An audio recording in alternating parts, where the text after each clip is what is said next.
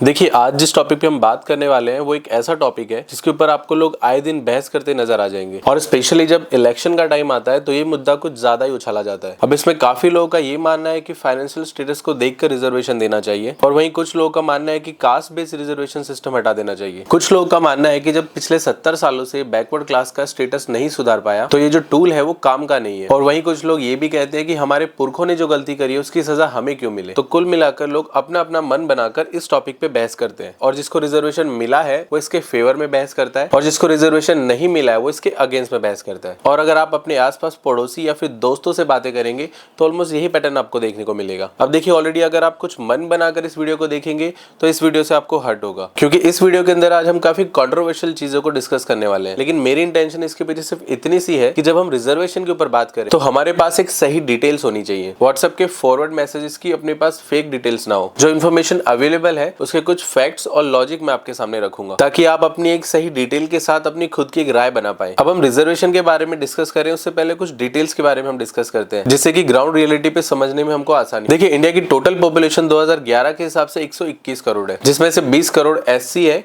और 10 करोड़ एसटी है, यानी कि 16.63% पॉपुलेशन है एससी की और 8.61% पॉपुलेशन है एसटी की टोटल पॉपुलेशन के अंदर। और वहीं ओबीसी के डेटा को लेकर के काफी कंट्रोवर्सी है जो हम आगे समझते हैं। मंडल कमीशन के डेटा के हिसाब से 52% पॉपुलेशन है ओबीसी की, वहीं एनएसएसओ के सर्वे के हिसाब से 41% पॉपुलेशन है ओबीसी की। तो हम ऑन एन एवरेज अंदाजा लगा सकते हैं कि टोटल पॉपुलेशन के अंदर से बैकवर्ड क्लास की 75% पॉपुलेशन है और जो बाकी बचे हैं 25% वो जनरल कास्ट है। वहीं अब इस पॉपुलेशन के अंदर से अगर हम रिजर्वेशन की बात करें तो एससी की पॉपुलेशन 16.63% है और उनको 15% रिजर्वेशन मिला है। और एसटी की बात करें तो उनकी पॉपुलेशन है 8.61% और उनको 7.5% रिजर्वेशन मिला है। और ओबीसी की पॉपुलेशन 52% है और उनको 27% रिजर्वेशन मिला हुआ है। तो अराउंड 75% पॉपुलेशन जो बैकवर्ड क्लास की है उसमें से 50% पॉपुलेशन को रिजर्वेशन मिला हुआ है। अब जो सबसे ज्यादा डिस्कशन चलता है तो उसके हिसाब से रिजर्वेशन तो खुद एक डिस्क्रिमिनेशन है, क्योंकि आप जाति के आधार पे भेदभाव करके किसी को ज्यादा और किसी को कम रिजर्वेशन दे रहे हो। और वहीं दूसरी तरफ हमारा लॉ कहता है कि हर एक इंसान कानून की नजर में इक्वल है और इक्वालिटी हमारा फंडामेंटल राइट है। तो फिर रिजर्वेशन तो इलीगल हुआ। तो फिर एक ऐसा टूल जो खुद डिस्क्रिमिनेशन कर रहा है वो दूसरों को डिस्क्रिमिनेशन से कैसे बचा पाएगा। अब देखिए, ये सारी चीजें डिस्कस करने से पहले हमें अपने आप को ऑब्जर्व करना पड़ेगा कि हम हमारे परिवार के अंदर कैसे बिहेव करते हैं। तो मान लीजिए कि आपके परिवार के अंदर दो बच्चे हैं, एक 5 साल का है जो चल सकता है और दूसरा छोटा बच्चा है जो भी चल नहीं सकता। तो मान लीजिए कि आप अपने बच्चों के साथ में बाहर जाते हैं कहीं पे घूमने के लिए, तो आप क्या करते हैं?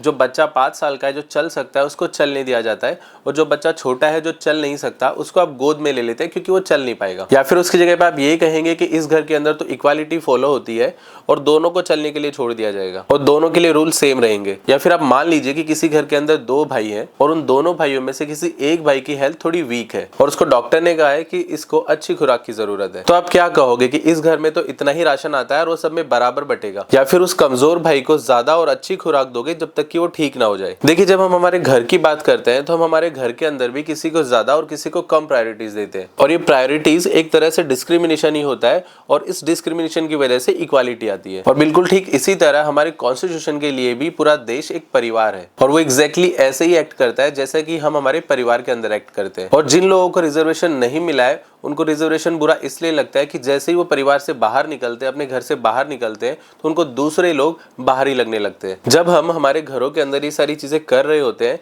तो हम उन चीजों पे इसलिए ध्यान नहीं देते हैं, लेकिन ये सब कुछ हम इसलिए कर रहे होते हैं कि एक अनसेट कम्युनिकेशन में स्टेबिलिटी आ सके। और अगर हम ह्यूमन ग्राउंड को भी छोड़ दें और लॉजिकली सोचें तो रिजर्वेशन एक मजबूरी है। अब आप किसी घर का एग्जाम्पल ले लो, किसी फादर को 3 बेटे हैं और किसी वजह से वो एक बेटे को इग्नोर करना शुरू कर दे, तो आप देखेंगे कि वो लेफ्ट आउट भाई आगे चलकर परिवार के अगेंस्ट हो जाता है और फिर वो भाई उस परिवार के लिए डेंजरस हो जाता है। और इसीलिए एक अक्लमंद फादर कभी भी अपने बेटों के अंदर फर्क नहीं करता है और जरूरत के हिसाब से चीजों को मैनेज करके सबको साथ लेकर चलता है। और ठीक इसी तरह से किसी कंट्री के अंदर अगर डिस्क्रिमिनेशन और अनइक्वालिटी बहुत ज्यादा बढ़ जाती है तो फिर वो लोग रिबेलियस हो जाते हैं। और इसका एग्जाम्पल हम झारखंड और छत्तीसगढ़ में देख सकते हैं कि वहां पर कैसे काफी लोग नक्सली बन गए हैं। नक्सली बहुत बड़ी प्रॉब्लम बन गया आज की डेट में इंडिया के लिए। जैसे कि कोई भी कंट्री अगर किसी एक स्टेट को इग्नोर करना शुरू कर दे तो फिर पर्टिकुलर वो वो स्टेट उस कंट्री के लिए थ्रेट बन जाता है। अब अगर हम थोड़ा सा पीछे जाएं तो इंडिया के अंदर कास्ट सिस्टम की जगह पे वर्ण का सिस्टम था। पढ़ाई और एजुकेशन सिर्फ ब्राह्मण्स करते थे, रक्षा और राजपाट सिर्फ क्षत्रिय करते थे, वैश्य सिर्फ व्यापार करते थे और जो शूद्र थे वो इन तीनों वर्णों की सेवा करते थे।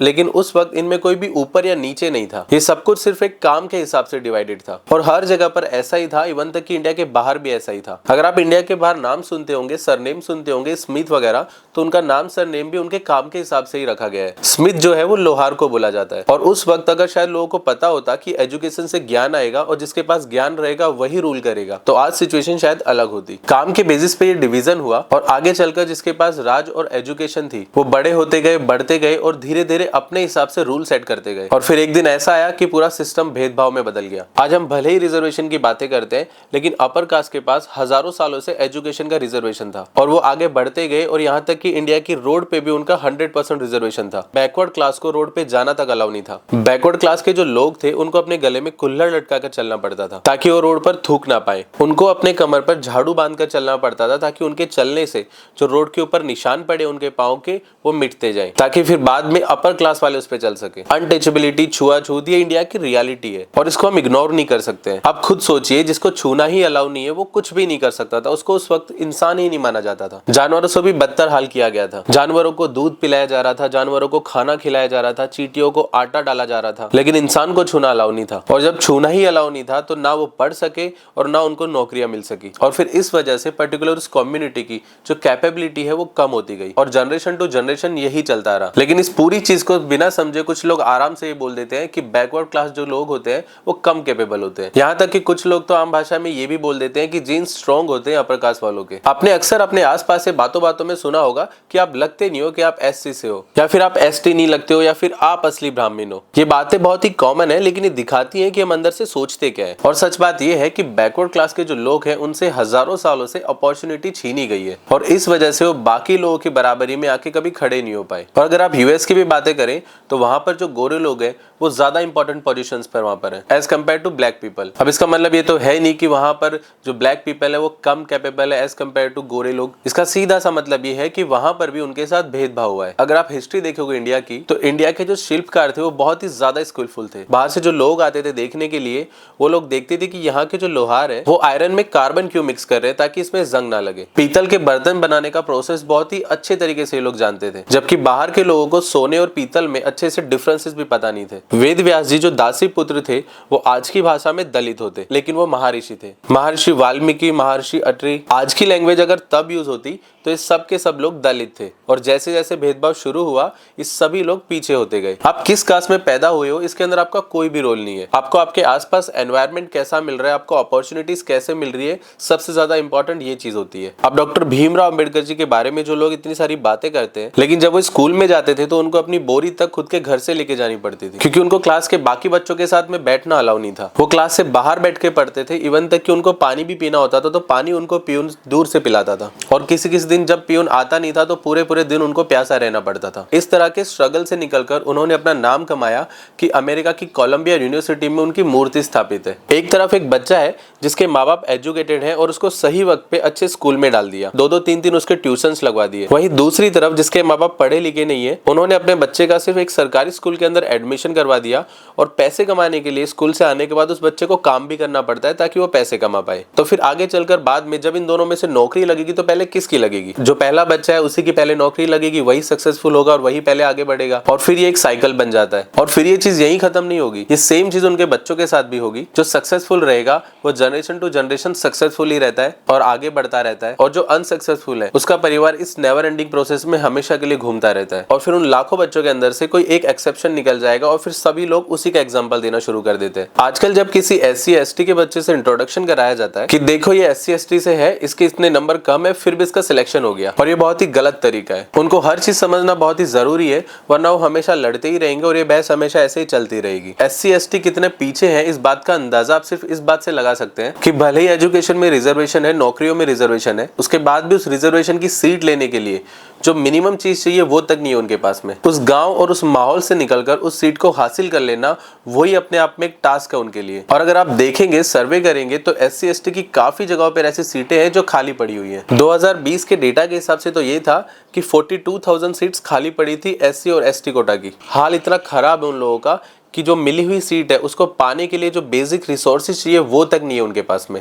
और रिजर्वेशन ही एक ऐसा टूल है जिससे ये चीज खत्म हो सकती है। भले ही ये चीज स्लो तरीके से काम कर रही है, लेकिन ये काम कर रही है। कहना ही बहुत आसान है कि ये क्या तरीका है कि इलेक्शन के अंदर दोनों सीटों के ऊपर बैकवर्ड क्लास को ही आप लोगों ने अलाउ कर रखा है। लेकिन सच बात यह है कि अगर वो बैकवर्ड क्लास को सीट नहीं दी जाएगी तो बैकवर्ड क्लास कभी जीत ही नहीं पाएगा। डरा के धमका के पैसे के जोर पे, लेकिन वो जीत नहीं पाएगा। सबसे ज्यादा जो लोगों को बिलीव है, तो लोगों को लगता है कि जो रिजर्वेशन है वो इनकम बेस्ड होना चाहिए। देखिए, रिजर्वेशन को इंडिया में इसलिए नहीं बनाया गया था कि ऑल ओवर इंडिया के अंदर लोग फाइनेंशियल इक्वल हो जाए। कॉन्स्टिट्यूशन के आर्टिकल 14, 15 और 16 अगर आप पढ़ोगे तो उसके अंदर इकोनॉमिकल इक्वलिटी जैसे वर्ड यूज ही नहीं किए गए, बल्कि रिप्रेजेंटेशन जैसे वर्ड यूज किए गए। ऐसा इसलिए कि रिजर्वेशन जो है वो कोई पॉवर्टी एलिमिनेशन की स्कीम नहीं है। रिजर्वेशन सिर्फ इसलिए लाया गया कि हजारों सालों से जो बैकवर्ड क्लास के लोग हैं उनके साथ जो भेदभाव हुआ है, जो अत्याचार हुआ है, उसे हटाया जा सके। आप भले ही किसी को पैसे देके अमीर बना दो, लेकिन उसकी कास्ट हमेशा उसके साथ रहेगी। और ये जरूरी नहीं है हमारे देश में कि अगर कोई आदमी अमीर हो जाए तो उसकी कास्ट की वजह से उसके साथ भेदभाव नहीं होगा। अगर गरीबी की वजह से कोई आगे नहीं बढ़ पा रहा है तो उसके लिए national family benefit scheme, national old age pension scheme, ये सारी चीजें हैं। बिलो पॉवर्टी लाइन परिवारों के लिए अलग स्कीम है, सब्सिडीज है। सरकार अमीरों पे ज्यादा टैक्स लगाकर गरीबों की मदद कर सकती है। रिजर्वेशन लाने का जो रीजन है वो सिर्फ इतना है कि जो बैकवर्ड क्लास के लोग हैं उनका रिप्रेजेंटेशन बढ़े। अब इसमें कुछ लोग ये भी कहेंगे कि जो जुर्म है वो तो हमारे पूर्वजों ने किया है तो हम क्यों भुगते। लेकिन यही लोग जब उनको अपने पूर्वजों की प्रॉपर्टी लेनी जानी होती है तो उसमें ये लोग पीछे नहीं हटते हैं। हमारे देश के अंदर रिलीजन चेंज करना फिर भी आसान है,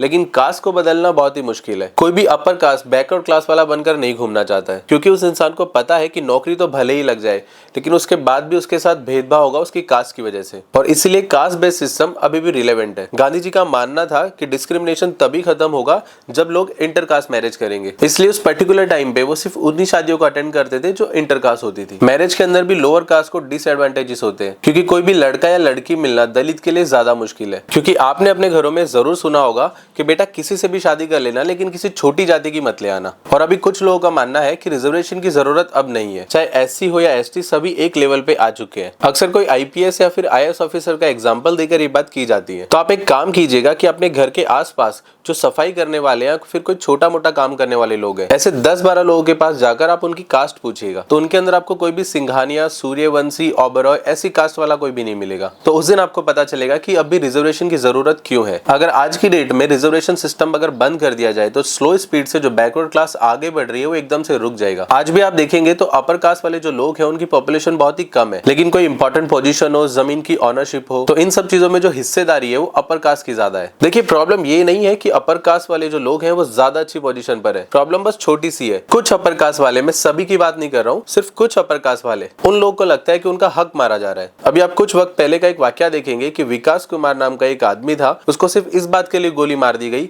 क्योंकि वो छोटी जात का होने के बाद भी मंदिर में घुस रहा था। इंडिया के प्रेसिडेंट जब मंदिर के अंदर गए थे तो उनके लिए भी कुछ लोगों ने अफवाह फैला दी थी कि उनको मंदिर के अंदर नहीं घुसना देना चाहिए, लेकिन फिर बाद में इस बात का क्लैरिफिकेशन हुआ और वो मंदिर के अंदर गए। अब ये बात तो इंडिया के प्रेसिडेंट की थी, आप सोच भी नहीं सकते हो कि डेली बेसिस पे क्या क्या होता है इन लोगों के साथ में। फिलहाल लास्ट में बस मैं इतना कहना चाहूंगा कि कोई भी इंसान अपनी कास्ट की वजह से बड़ा नहीं होता है। बड़ा इंसान वो होता है जिसके साथ में बैठ के कोई भी इंसान अपने आप को छोटा फील ना करे।